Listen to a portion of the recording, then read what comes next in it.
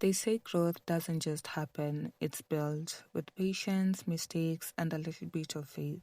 Whether it's a home, a garden, or a dream, every step counts, even the small ones like this. Hi, my name is Sowino, and I tell stories of my life through cooking videos, farming, and homesteading life in general. If this is the kind of content that interests you, kindly click the subscribe button for more amazing videos.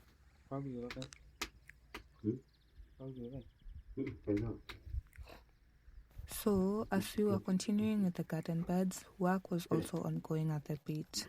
The fundis were carefully lowering the stones one by one using a rope, getting them ready for the next course.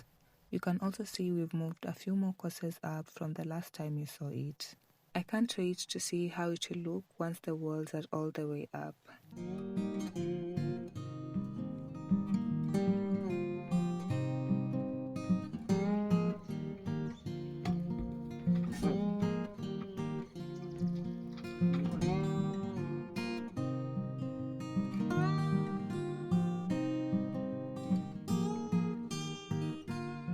In a previous video, I saw some of you ask why we started the pit with a mini foundation. Well, since this pit will also serve as a septic for the washroom inside the house, we wanted it extra strong and steady. The foundation ensures that the structure won't crumble or sink over time, giving us peace of mind that it will last for years to come.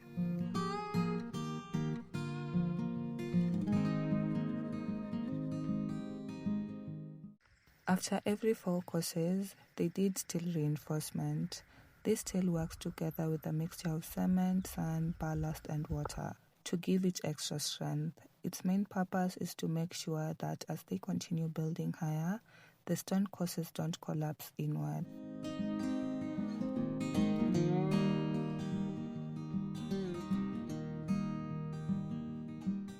If you watch the video closely, you'll notice that around the pit walls, soil has been backfilled and it's no longer hollow like it was before. I was honestly so worried about that area and kept asking what will happen to the space that had been left.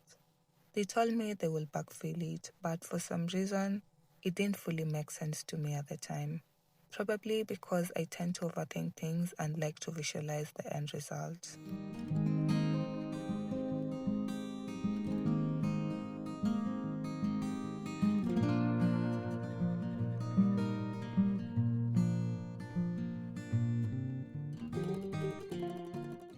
I know some of you have been asking about snakes. It's a major worry, I can't deny that.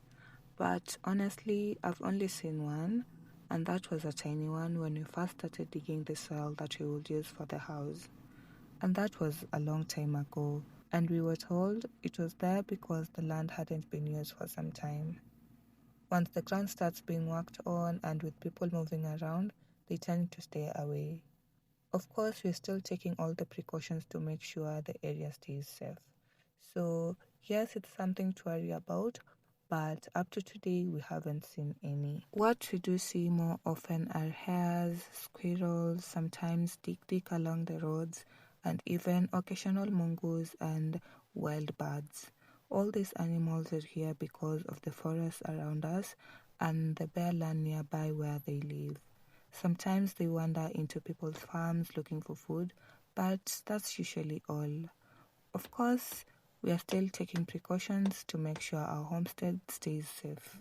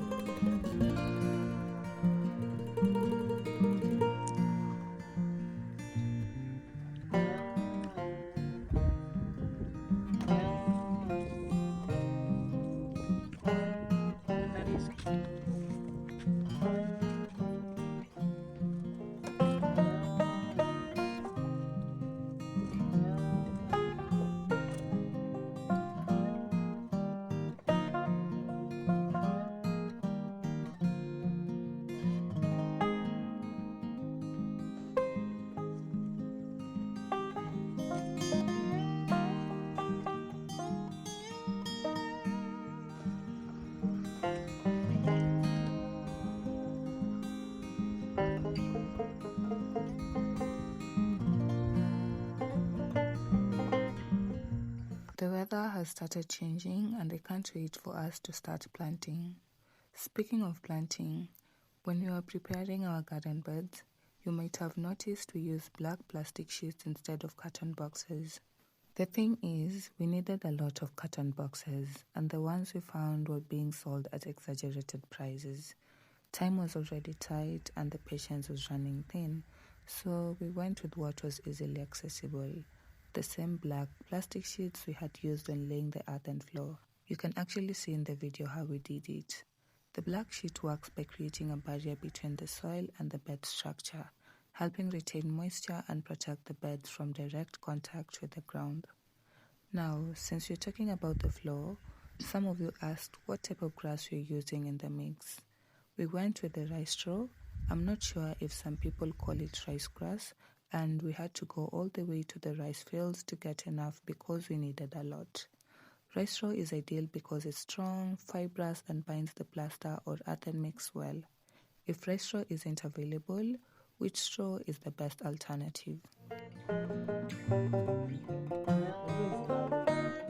Unafikiria kuja kulala?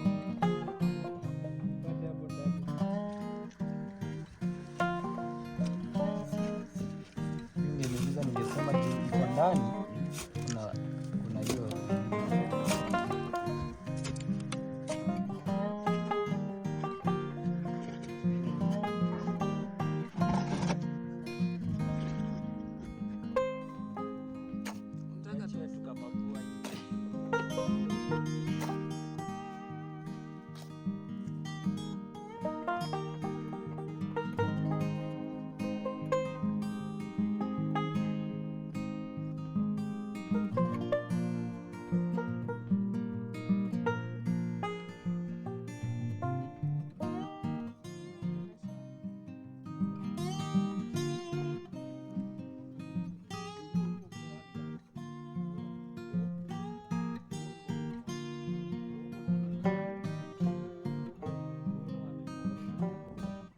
I want to take this time to warmly welcome all our new subscribers. Over the weekend, we received quite a number of you, and I truly appreciate it. I also want to thank everyone who has been going back to watch the Building a Simple House playlist to follow our journey from the very beginning. Your support means so much. I have been trying to answer some of the questions you've left, and I'm even thinking of making a video dedicated entirely to explaining why we chose this build, why we picked these materials, and what our overall vision is. I think that could really help everyone understand our aim. For the new people just joining us, welcome to the family. Don't forget to click that subscribe button, like the video, leave a comment sharing what you think, and share this video with friends. Thank you so much for your support.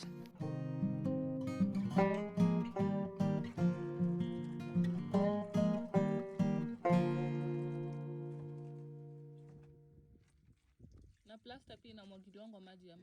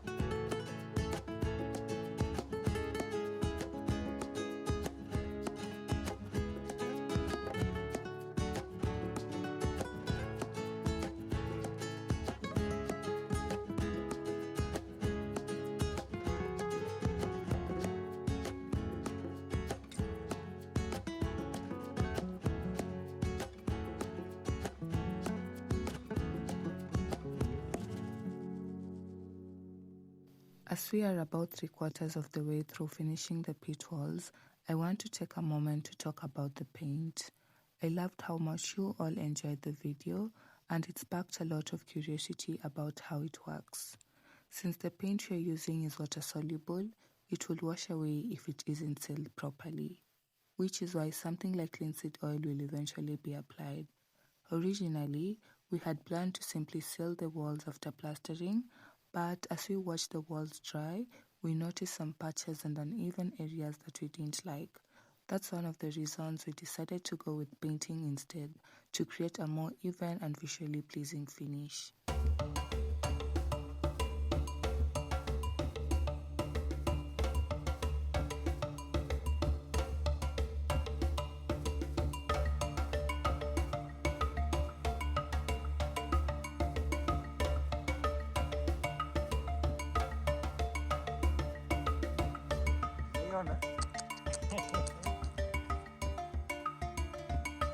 We're in a car poor. We could have plastered first and then applied conventional paint, which is something people in other parts of Kenya like Western or Nyanza do quite often.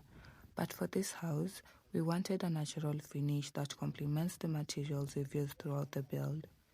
Using a brush instead of a roller was purely what we had on hand, and it turned out just fine. Look at that house. Imefanya kazi poa. Amekoroga na hiyo kakijiti.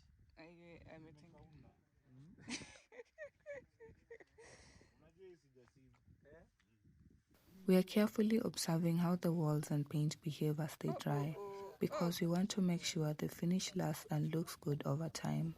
Once everything has settled, we'll choose the sealant that works best with the natural materials, balancing durability with the look and feel we want for the house. It's all part of making sure each step of this build reflects the care and thought you've put into it from the very beginning.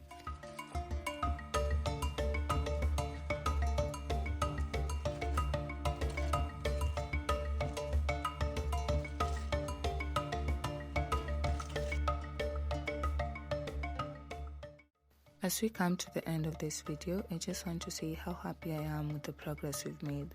There were days when I felt so excited, but by the end of the day, I couldn't even see what we have accomplished. But that's a story for another time. I hope you enjoyed every bit of this video. Keep dreaming, keep building, and most importantly, live the life that feels true to you. Until next time, bye. We shall try again tomorrow.